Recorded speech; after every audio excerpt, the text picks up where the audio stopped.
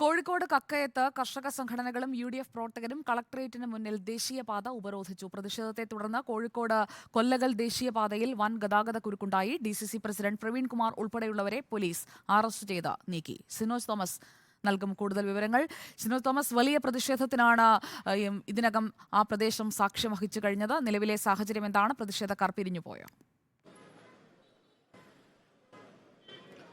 സുജയ പാർവതി, 15-ലധികം വരുന്ന പ്രതിഷേധക്കാരെ police arrest ചെയ്ത് ഇവിടെ നിന്ന് നീക്കി. വലിയ പ്രതിഷേധമാണ് കണ്ടത്. കാരണം കളക്ടറുമായി 2 വട്ടം ചർച്ച നടത്തി, 2 ചർച്ചയും പരാജയപ്പെട്ടു. അതിനുശേഷമാണ് വിവിധ കർഷക സംഘടനകളുടെ നേതാക്കളും UDFന്റെ പ്രതിനിധികളും DCC പ്രസിഡന്റ് K പ്രവീൺകുമാർ ഉൾപ്പെടെയുള്ള ആളുകൾ ഈ കളക്ടറേറ്റിന് മുൻപിലുള്ള ദേശീയപാത ഉപരോധിച്ചു. 10-15 മിനിറ്റിലധികം ഉപരോധിച്ചപ്പോൾ വലിയ ഗതാഗത കുരുക്കുണ്ടായി.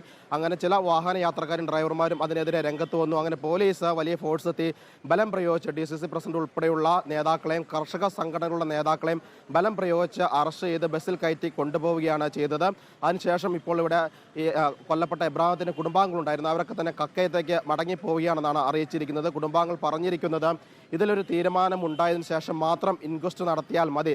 മൃതദേഹം എത്ര ദിവസം വേണമെങ്കിലും മോർച്ചറിൽ വെച്ചോളൂ, പക്ഷേ കാട്ടുപോത്തിനെ വെടിവെച്ച് കൊല്ലുമെന്ന ഉത്തരവ് ഇറങ്ങാതെ ഇൻക്വസ്റ്റ് നടത്തേണ്ടതില്ല എന്നൊരു ഉറച്ച നിലപാടിൽ കൊല്ലപ്പെട്ട എബ്രാഹിമിന്റെ സഹോദരനും മകനും എടുത്തിരിക്കുകയാണ്. ആ നിലപാടിനൊപ്പമാണ് കർഷക സംഘടനകളും കോൺഗ്രസ് നേതൃത്വവും ഉള്ളത്.